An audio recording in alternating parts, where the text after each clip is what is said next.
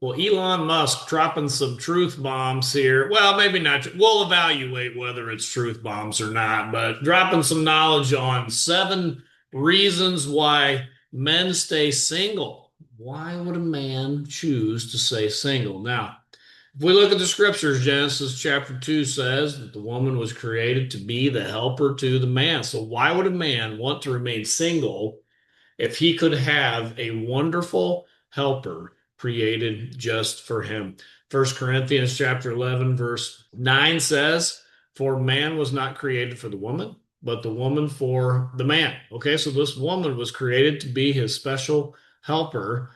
So scripture, certainly teaches this. And so we would ask then, why would a man like Elon Musk, who does very important things, some would argue he would be one of the most important men of our time, why would he say that men would stay single? Here's 7 reasons why a man would want to stay single. Let's get to it here. Interesting stuff. Hey, if you're liking this content, give me a like and subscribe. Give me a comment below. What do you think of Mr. Elon? Now, this might be a fake. This might be like a fake video somebody made or whatever, but I think it's probably in line with what Elon would probably say, I would guess. Let's go to it. Everyone's dressed up smiling, and you watch as another couple exchanges those timeless words, "Till death do us part." Beautiful moment, right? But if you're like me, somewhere in the back of your mind, something stirs, because you've lived long enough to know the numbers. You've heard the stories. You've watched lives that look perfect from the outside crumble behind closed doors. Here's what's interesting. Today, more men than at any other point in modern history are choosing to stay single. Not because they've given up, not because they're bitter or broken, but because they've learned something most people don't want to talk about, something uncomfortable, something brutally honest. And you know what? If we're being real with each other, if we're cutting through all the social conditioning and cultural expectations, this might be one of the most important conversations we never have. I've spent my life trying to understand systems, how things actually work, not how we pretend they work. And when you apply that same first principles thinking to modern relationships, to marriage, to the choices men are making, you start to see patterns, dark patterns maybe, but true ones. So let's talk about them, not with anger, not with resentment, but with clarity. Think about the last time someone asked you about a friend who never married. So Elon here is saying, I don't know if this is fake or not, but I would bet you Elon would probably say something like this. Elon is saying there are dark patterns emerging for why men are choosing to stay single. Now, I don't know if that's true or not. I wonder if men are staying single because, in general, the average man, or sorry, in general, the average woman does not want the average man. And so then, of course, you're going to have a lot more single guys if the average woman doesn't want the average man. I think there's some people argue that men are somewhat, I think, what was it, Ryan Stone that argues that men are today, women don't need men necessarily for provision and protection. So men are a luxury good then. And so you don't buy average goods then when you don't need them. You buy luxury goods. So I think that's a fair analogy of what could be going on. But anyway, Elon is saying, here's some reasons why this could be happening. Let's listen. What words do people use? Commitment phobic, maybe. Selfish, immature, Peter Pan syndrome. We've built this whole vocabulary designed to shame men who choose differently. But what if that choice isn't about fear at all? What if it's about seeing something clearly that most people refuse to acknowledge? Let me start with something personal. Throughout my career, I've watched brilliant engineers, creative minds, people capable of extraordinary things, watch them enter relationships and slowly, almost imperceptibly, begin to dim. Not because love is bad. Love isn't the problem, but because modern relationships, the way we've structured them, the expectations we've loaded onto them, they've become something else entirely. Something that trades freedom for security, authenticity for approval, sovereignty for companionship. And here's the first uncomfortable truth nobody wants to say out loud. For many men, modern relationships have become financial traps. I know, I know, that sounds harsh, unromantic, but stay with me here. Let's think about this logically. You know those conversations people have about whether marriage is worth it? Usually they're dressed up in emotional language, right? About love, about partnership, about not dying alone. But strip away the sentiment for just a moment and look at the pure economics, the hard math.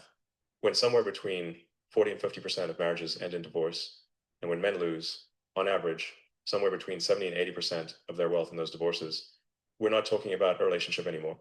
We're talking about the worst financial decision you could possibly make, worse than any investment, worse than any business deal. Because even if it fails spectacularly, you're still paying for it for years, sometimes decades afterward. I've known men, brilliant men, who've been married two, sometimes three times, each time believing this one will be different, and each time they lose everything. Yeah, I would kind of agree with Elon here. I've known men too that man, they get divorced, just get cleaned out, and then they sign up for the same thing and get cleaned out again. And now this is mostly they got married again for, religious reasons because they believe that that is the godly thing to do. And I believe that too, that you need to be married if you're going to live with and have relations with a woman, right? I don't know if you should be legally married, but or if you have to be legally married, but you need to be married. But they believed you had to be legally married for sure. It just got cleaned out again. Oh my goodness. Like I don't know. And I think some of it is the drive just to have legitimate sex, I think too. And by legitimate, I mean that we're married. So I'm a devout religious man, and now that I'm married, now I can take care of my sexual urges in a legitimate way. And so we have to get married though to do that. And I agree. Yeah, you should be married to do that. That's what scripture teaches absolutely. But that drive then I think drives to some very bad decisions. And I think that's what Elon here is saying. Their savings gone, their house gone, years of careful financial planning wiped out. And then alimony, child support that exceeds what it actually costs to raise children, legal fees that drain what little remains. These aren't isolated cases. This is the statistical reality. But here's what makes it even darker. Even successful marriages, ones that don't end in divorce, they're often financially devastating for men in ways we don't talk about. Think about it. There's this expectation right from the start. You're supposed to pay for the engagement ring, several $1,000s minimum, and the marketing tells you it should be multiple months of salary. Then the wedding, tens of thousands, often more. Then the house, because her apartment isn't suitable for raising a family. Then the car, because hers isn't safe enough. The lifestyle inflation that comes with building a life together, where every decision involves upgrading, expanding, spending. Now, I'm not saying people shouldn't spend money on things they value. That's not the point. The point is, what are you trading? What's the return on that investment? And more importantly, what else could you have built with that time, that energy, that wealth? I talked to a man. Oh man, now that's a good question. I understand what he said. The lifestyle creep is a real thing. That if you didn't take on a wife, would you have the same lifestyle creep? And I would argue, no, probably not. You probably wouldn't have that lifestyle creep that Elon is saying here. I mean, that's a fair point. And because we are steeped in romantic chivalry, you must keep the little woman happy. Give her whatever she wants, or you are a bad man. It's usually how it kind of plays out. Let's see. He's saying that we talked to a man recently. Recently, he's in his late 40s now, and he told me something that stuck with me. He said, "For the first time in my life, I'm alone with my thoughts." And you know what I've discovered? The changes you can make in your life, the growth that's possible when you're not compromising every single part of yourself every single day. It's incredible. And I thought, that's it. That's what financial freedom actually buys you. Not stuff, time. Time to build wealth that compounds instead of expenses that multiply. Time to invest in yourself, in your growth, in projects that matter to you. Because here's something I've learned building companies: the will to create, to overcome obstacles, to make something meaningful, it requires resources. And relationships, the way we've structured them now, they're resource draining machines. They just are. The single man builds wealth that grows. The married man often builds expenses that multiply faster than his ability to meet them.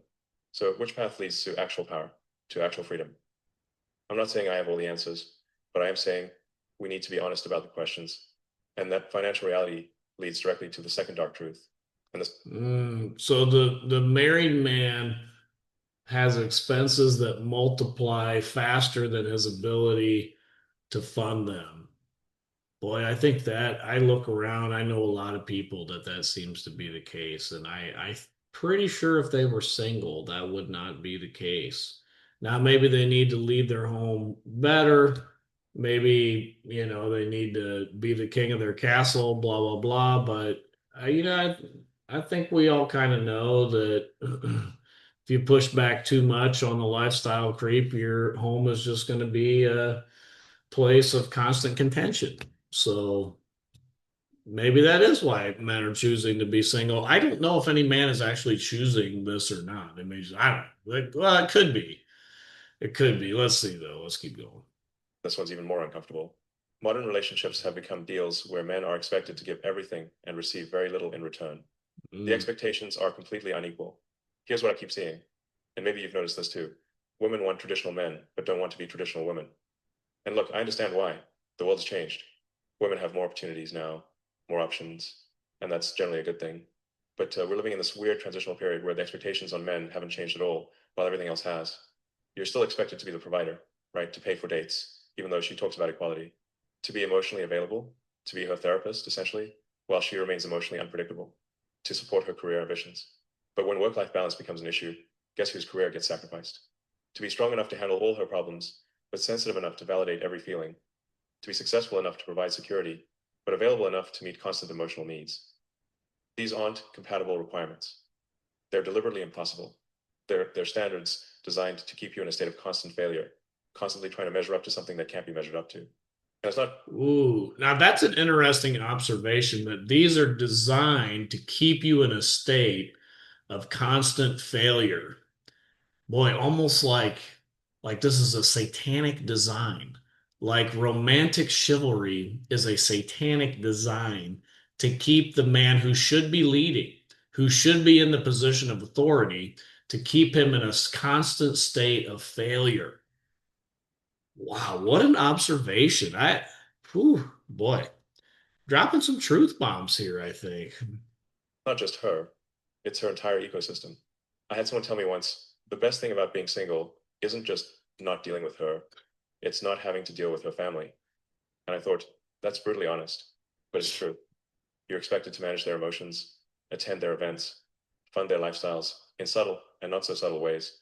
You become responsible for an entire network of people who expect your resources, your time, your energy, but offer what in return? Dating apps have made. Now, this is, I actually have a friend who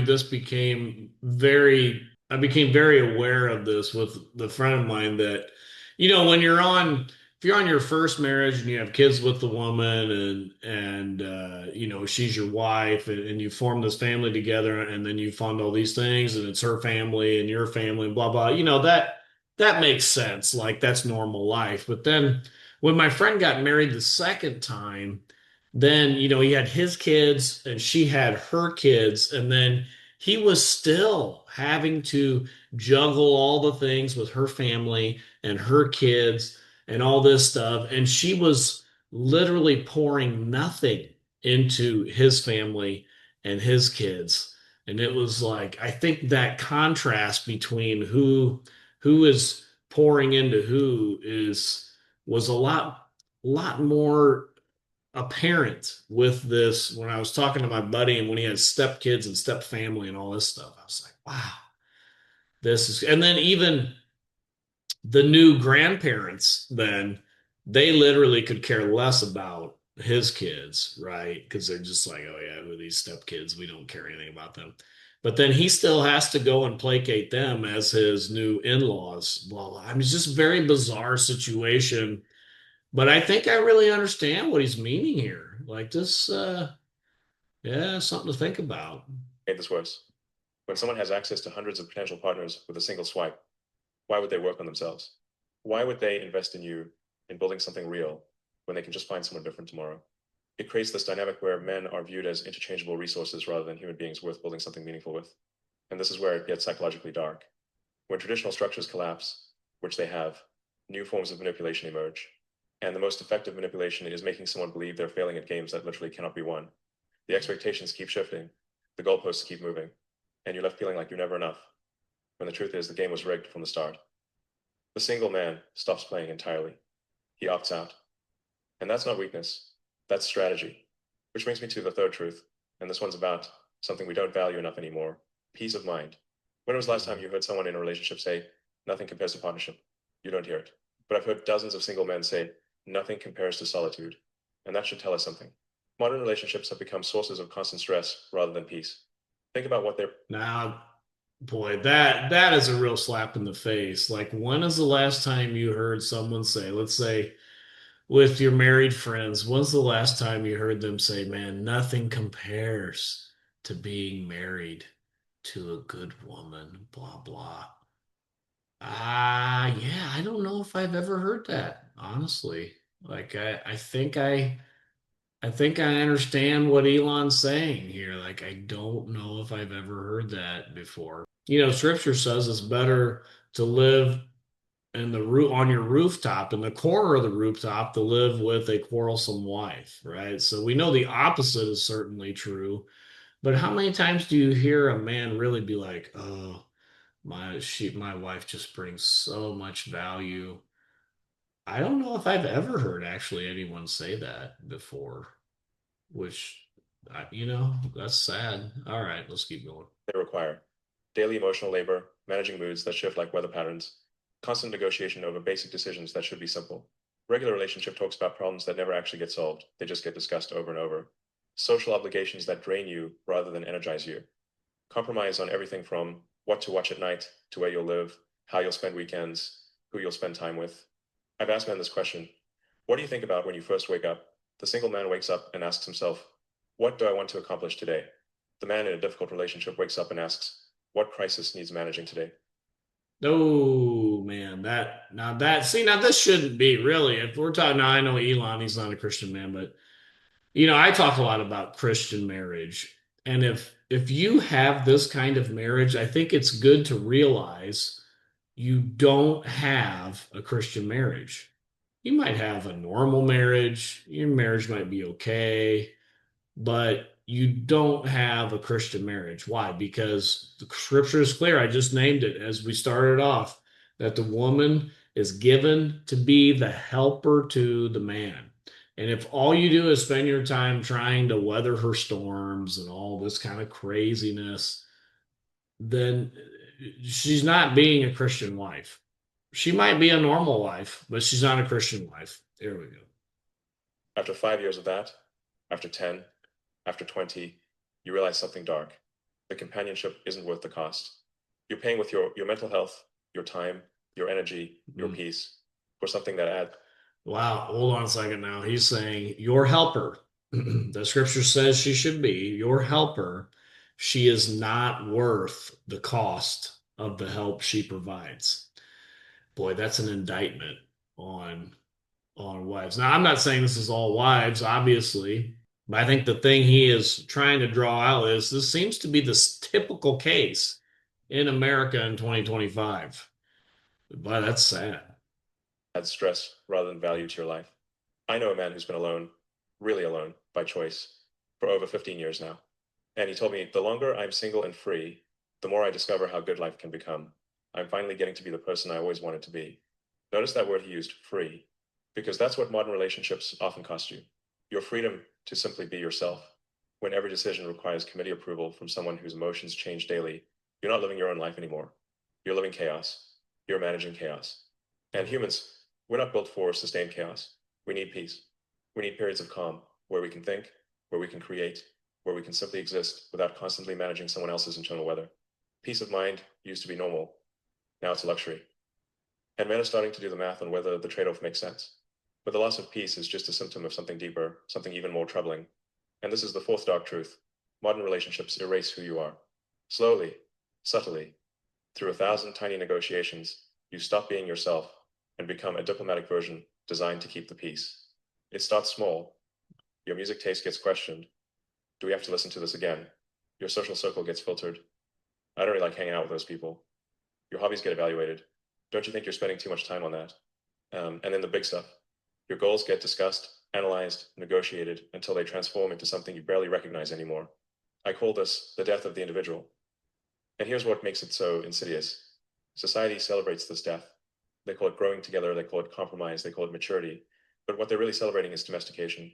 The taming of someone wild and authentic into something predictable and controllable. Ooh, the domesticated man. Society celebrates the neutered man. Wow. Boy, that's something to really ponder. Like, is this really what happens in most marriages? And I don't know. I think, if I'd be honest and I look around, yeah, that's probably true. Not, do you want to mature and maybe take off some of those rough edges and you live in, serving your family and their needs to some extent, yeah. But at the same time, I mean, it's clear there is a hierarchy here in Scripture. There is a leader, there is a subordinate. There, I mean, like we shouldn't let the tail wag the dog. Like that is clear. And I think what Elon is saying is, most times you just end up losing all the way around. You become a neutered man of something that maybe you could have achieved something a lot more. But this woman that was given to be your helper, to help you achieve the will of God for your life, subdue the earth, take dominion, do these things. You end up living someone else's life. After 3 years, maybe 5, you look in the mirror and realize the person staring back isn't you anymore. Your authentic Mm. self has been edited, negotiated, and compromised into a version that keeps relationship harmony but serves no real purpose.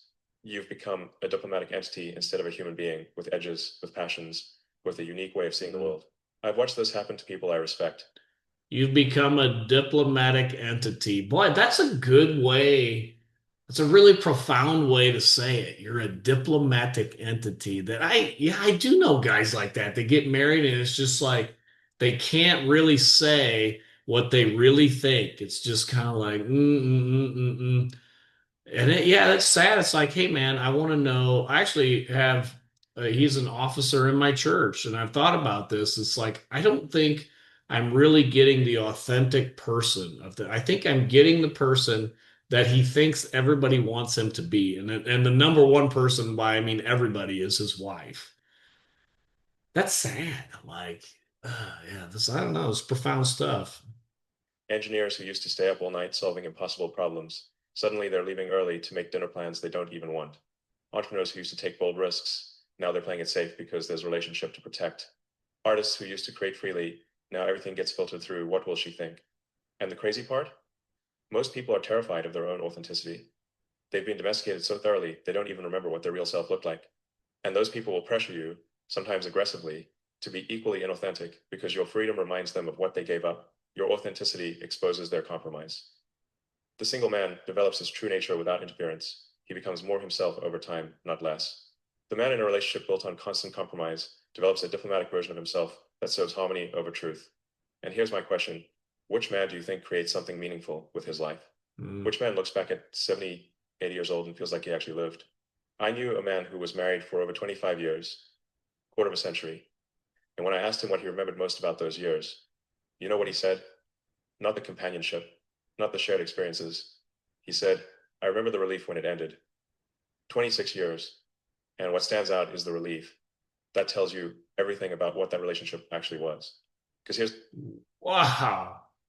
Wow, wow. Hey, listen, we got to get this turned around. I actually know guys who could say the same thing after a long relationship. That's what they could say, the relief, the peace after it ended. Man, that is sad. We got it. Now, listen, let's go back to Genesis chapter 2. Again, the woman is given to be the helper to the man, to help in his mission that God has given to subdue the earth, to fill the earth, multiply, take dominion over the earth. She is not to be the mission. She is given to be his helper in the mission to do these things. And she is uniquely equipped to help him be all he can be. And I think Elon is drawing out, yeah, that's not what typically happens. And I blame, here's the focus that I blame a lot, and you'll see in my videos that talk about this a lot. It is romantic chivalry that has flipped this. You can't have romantic chivalry and biblical marriage, biblical roles, husband and wife. You can't have both of those existing in harmony. They are incompatible with each other. Romantic chivalry says, I will do whatever it takes to keep the little woman happy. That's not the goal of a Christian marriage, of what the Bible clearly lays out. We're going to get it turned around, and we are getting it turned around because Christ is winning. He is building his church, and the gates of hell will not prevail against it. Until next time, this is the Post Millennial Man.